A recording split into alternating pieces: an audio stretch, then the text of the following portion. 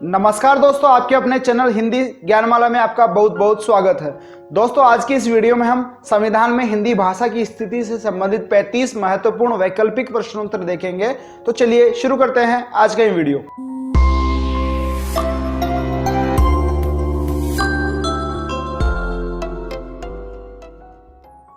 दोस्तों, वीडियो शुरू करने से पहले मेरी आपसे रिक्वेस्ट है कि अगर अभी तक आपने हमारे चैनल को सब्सक्राइब नहीं किया है तो चैनल को सब्सक्राइब जरूर कर ले, बेल आइकन को दबाकर नोटिफिकेशन ऑन कर ले ताकि हमारे आगे आने वाली वीडियो की जानकारी आपको सबसे पहले मिल सके।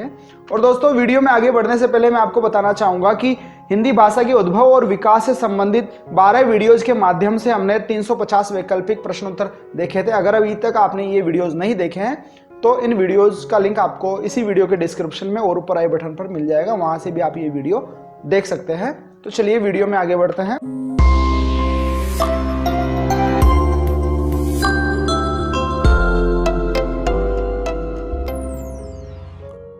दोस्तों, पहला प्रश्न है, भारतीय संविधान के किस भाग में भाषा संबंधी प्रावधानों का उल्लेख है?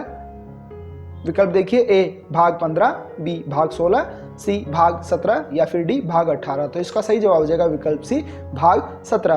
प्रश्न संख्या 2, संविधान के भाग 17 का शीर्षक क्या है? विकल्प है ए राष्ट्रभाषा, बी मानक भाषा, सी संपर्क भाषा या फिर डी राजभाषा। तो इसका सही जवाब होगा विकल्प डी राजभाषा। प्रश्न संख्या 3 देखिए, भारतीय संविधान की किस अनुसूची में भाषा संबंधी प्रावधानों का उल्लेख है? विकल्प है ए अनुसूची 5, बी अनुसूची 6, सी अनुसूची 7 या फिर डी अनुसूची 8। तो इसका सही जवाब होगा विकल्प डी अनुसूची 8। प्रश्न संख्या 4, भारतीय संविधान के किस अनुच्छेद में राजभाषा संबंधी प्रावधानों का उल्लेख है? विकल्प है ए अनुच्छेद 343 से 351, बी अनुच्छेद 343 से 370 तक, सी अनुच्छेद 351 से 363 तक या फिर डी अनुच्छेद 453 से 464 तक। तो इसका सही जवाब हो जाएगा विकल्प ए अनुच्छेद 343 से 351 तक। प्रश्न संख्या 5, संविधान के किस अनुच्छेद में कहा गया है कि संघ की राजभाषा हिंदी और लिपि देवनागरी होगी? विकल्प है ए अनुच्छेद 343, बी अनुच्छेद 344, सी अनुच्छेद 345 या फिर डी अनुच्छेद 346। तो इसका सही जवाब हो जाएगा विकल्प ए अनुच्छेद 343। प्रश्न संख्या 6 देखिए, एक राज्य और दूसरे राज्य के बीच या किसी राज्य और संघ के बीच पत्राचार की भाषा का उल्लेख संविधान के किस अनुच्छेद में किया गया है? विकल्प है ए अनुच्छेद 343, बी अनुच्छेद 346, सी अनुच्छेद 344 या फिर डी अनुच्छेद 342। प्रश्न संख्या 7 देखिए, संविधान के अनुच्छेद 343(2) के अनुसार संघ सरकार के कार्यों में अंग्रेजी का प्रयोग जारी रखने की व्यवस्था कब तक के लिए की गई थी? विकल्प है ए 26 जनवरी 1950 तक, बी 25 जनवरी 1964 तक, सी 14 सितंबर 1950 तक या फिर डी 26 जनवरी 1965 तक। तो इसका सही जवाब हो जाएगा विकल्प बी 25 जनवरी 1964 तक। प्रश्न संख्या 8, भारतीय संविधान के किस अनुच्छेद के अनुसार उच्च और उच्चतम न्यायालय में सभी कार्यवाही अंग्रेजी में होगी? विकल्प है ए अनुच्छेद 344, बी अनुच्छेद 346, सी अनुच्छेद 347 या फिर डी अनुच्छेद 348। तो इसका सही जवाब हो जाएगा विकल्प डी अनुच्छेद 348। प्रश्न संख्या 9 देखिए, राजभाषा के प्रति सरकार के कर्तव्यों एवं दायित्वों का उल्लेख किस अनुच्छेद में है? विकल्प है ए अनुच्छेद 343, बी अनुच्छेद 344, सी अनुच्छेद 346 या फिर डी अनुच्छेद 351। तो इसका सही जवाब हो जाएगा विकल्प डी अनुच्छेद 351।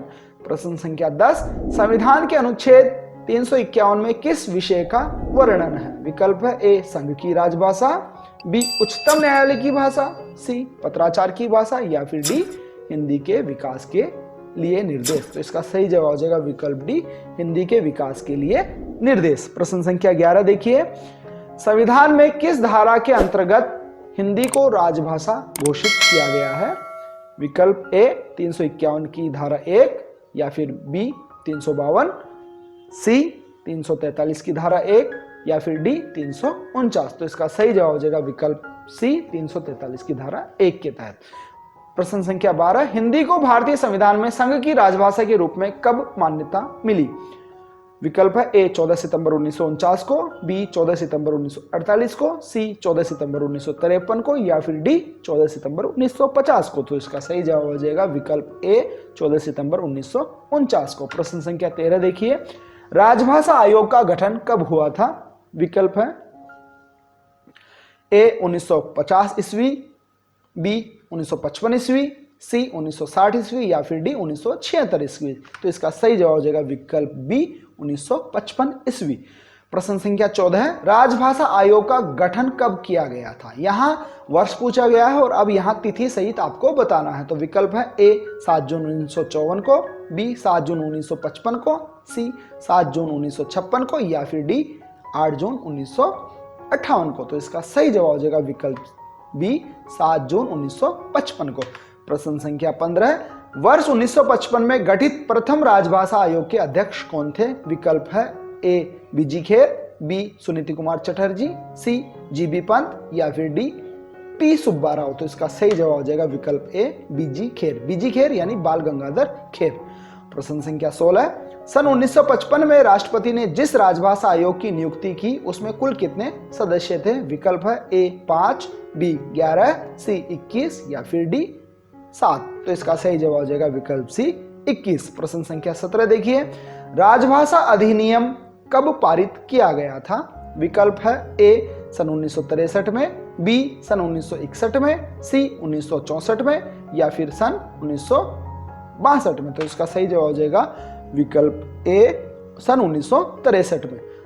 प्रश्न संख्या 18 देखिए, राजभाषा नियम कब निर्मित हुआ। विकल्प है ए 1947 ईस्वी में, बी 1960 ईस्वी में, सी 1976 ईस्वी में या फिर डी 1990 ईस्वी में। तो इसका सही जवाब हो जाएगा विकल्प सी 1976 ईस्वी में। दोस्तों आपको यहां बता दूं, प्रश्न संख्या 7 में राजभाषा अधिनियम के बारे में पूछा गया और प्रश्न संख्या 18 में राजभाषा नियम के बारे में पूछा गया है। राजभाषा अधिनियम 1963 के 19 की धारा 3 की उपधारा 4 के साथ पठित धारा 8 द्वारा प्रदत्त शक्तियों का प्रयोग करके केंद्र सरकार ने राजभाषा यानी संघ के शासकीय प्रयोजनों के लिए प्रयोग नियम 1976 का निर्माण किया गया था, जिसे शॉर्ट में राजभाषा नियम 1976 के नाम से जाना जाता है। प्रश्न संख्या 19 देखिए, राजभाषा अधिनियम में संशोधन कब हुआ। विकल्प है ए सन 1960 में, बी सन 1967 में, सी सन 1965 में या फिर डी सन 1969 में। तो इसका सही जवाब हो जाएगा विकल्प बी सन 1967 में। प्रश्न संख्या 20 देखिए, राजभाषा अधिनियम के अनुसार इनमें से ख श्रेणी के अंतर्गत कौन सा राज्य नहीं आता है। विकल्प है ए पंजाब, बी हिमाचल प्रदेश, सी गुजरात या फिर डी महाराष्ट्र। तो इसका सही जवाब हो जाएगा विकल्प बी हिमाचल प्रदेश। तो दोस्तों आपको यह बताना है कि हिमाचल प्रदेश किस श्रेणी के राज्यों के अंतर्गत आता है। प्रश्न संख्या 21 देखिए, हिंदी साहित्य सम्मेलन प्रयाग की स्थापना कब हुई थी। विकल्प है ए 1910 ईस्वी में, बी 1915 ईस्वी में, सी 1920 ईस्वी में या फिर डी 1925 ईस्वी में। तो इसका सही जवाब होगा विकल्प ए 1910 ईस्वी में। प्रश्न संख्या 22 देखिए, भारत में हिंदी को आप किस वर्ग में रखेंगे। विकल्प ए राष्ट्रभाषा, बी राजभाषा, सी विभाषा या फिर डी संविधान भाषा। तो इसका सही जवाब हो जाएगा विकल्प बी राजभाषा के अंतर्गत हम इसको रखेंगे। प्रश्न संख्या 23 देखिए, संविधान सभा ने हिंदी को राजभाषा बनाने का निर्णय किस तिथि को लिया था। विकल्प है ए 15 अगस्त 1947 को, बी 26 जनवरी 1950 को, सी 14 सितंबर 1950 को या फिर डी 14 सितंबर 1949 को। तो इसका सही जवाब हो जाएगा विकल्प डी 14 सितंबर 1949 को। प्रश्न संख्या 24 देखिए, उत्तर प्रदेश सरकार द्वारा गठित लिपि सुधार परिषद की 28 व 29 नवंबर 1953 को आयोजित बैठक की अध्यक्षता किसने की थी। विकल्प देखिए, ए तत्कालीन उपराष्ट्रपति डॉक्टर जाकिर हुसैन ने, बी तत्कालीन उपराष्ट्रपति श्री वी.डी. जत्ती ने, सी तत्कालीन उपराष्ट्रपति वी.वी. गिरी ने या फिर डी तत्कालीन उपराष्ट्रपति डॉक्टर सर्वपल्ली राधाकृष्णन ने। तो इसका सही जवाब हो जाएगा विकल्प डी तत्कालीन उपराष्ट्रपति डॉक्टर सर्वपल्ली राधाकृष्णन ने।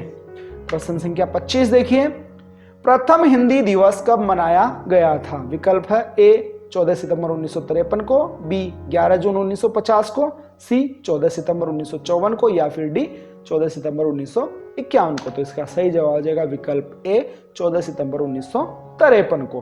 प्रश्न संख्या 26 देखिए, भाषा के आधार पर राज्यों की पुनः संरचना किस वर्ष की गई थी। विकल्प है ए 1953 ईस्वी में, बी 1952 ईस्वी में, सी 1954 ईस्वी में या फिर डी 1956 ईस्वी में। तो इसका सही जवाब होगा विकल्प डी 1956 ईस्वी में। प्रश्न संख्या 27 देखिए, भाषाई आधार पर सर्वप्रथम किस राज्य का गठन हुआ था? विकल्प देखिए, ए पंजाब, बी जम्मू कश्मीर, सी राजस्थान या फिर डी आंध्र प्रदेश। तो इसका सही जवाब हो जाएगा विकल्प डी आंध्र प्रदेश। प्रश्न संख्या 28 देखिए, संविधान की 8वीं अनुसूची में वर्तमान में कितनी भाषाओं का उल्लेख मिलता है? विकल्प है ए 16 भाषाओं का, बी 17 भाषाओं का, सी 22 भाषाओं का या फिर डी 44 भाषाओं का। तो इसका सही जवाब होगा विकल्प सी 22 भाषाओं का। प्रश्न संख्या 29 देखिए, मूल संविधान में कुल कितनी भाषाएं थी? जब संविधान लागू हुआ उस समय संविधान में कुल कितनी भाषाएं थी? विकल्प है ए 14 भाषाएं, बी 15 भाषाएं, सी 17 भाषाएं या फिर डी 22 भाषाएं। तो इसका सही जवाब होगा विकल्प ए 14 भाषाएं। यहां मैं आपको एक्स्ट्रा बताना चाहूंगा, प्रारूप संविधान में 8वीं अनुसूची में कुल 13 भाषाएं थी। बाद में संविधान सभा में इसमें संस्कृत को और जोड़ दिया गया। इस कारण संविधान लागू होते समय कुल भाषाओं की संख्या 14 हो गई थी।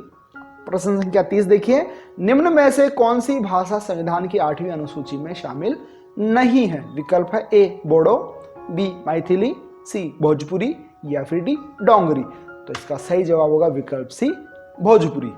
प्रश्न संख्या 31 देखिए, भाषा संबंधित प्रथम संविधान संशोधन कौन सा है और यह किस वर्ष में हुआ था? विकल्प है ए 21वां संविधान संशोधन सन 1967 में, बी 21वां संविधान संशोधन सन 1968 में, सी 22वां संविधान संशोधन सन 1967 में या फिर डी 22वां संविधान संशोधन सन 1968 में। तो इसका सही जवाब होगा विकल्प ए 21वां संविधान संशोधन सन 1967 में पहली बार संविधान संशोधन हुआ था भाषा के संबंध में। प्रश्न संख्या 32 देखिए, संविधान संशोधन 21वां 1967 द्वारा किस भाषा को संविधान में जोड़ा गया था? विकल्प है ए बांग्ला, बी भोजपुरी, सी सिंधी, डी डोंगरी। तो इसका सही जवाब होगा विकल्प सी सिंधी। 21वें संविधान संशोधन 1967 द्वारा संविधान में सिंधी भाषा को जोड़ा गया था। अगर आपको कंफ्यूजन रहता है तो 67 से आप सिंधी को जोड़कर इसे ट्रिक द्वारा याद कर सकते हैं। प्रश्न संख्या 33 देखिए, भाषा संबंधी द्वितीय संविधान संशोधन किस वर्ष में हुआ था?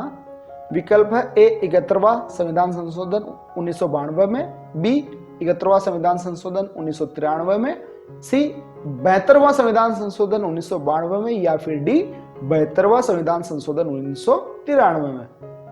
तो इसका सही जवाब होगा विकल्प ए 71वां संविधान संशोधन सन 1992 में, यानी 71वें संविधान संशोधन द्वारा दूसरी बार भाषा संबंधी संशोधन किए गए थे। प्रश्न संख्या 34 देखिए, 71वां संविधान संशोधन सन 1992 के द्वारा कौन सी भाषा को संविधान में जोड़ा गया था? विकल्प देखिए, ए नेपाली, बी मणिपुरी, सी कोंकणी या फिर डी उपयुक्त सभी। तो दोस्तों इसका सही जवाब हो जाएगा विकल्प डी उपयुक्त सभी।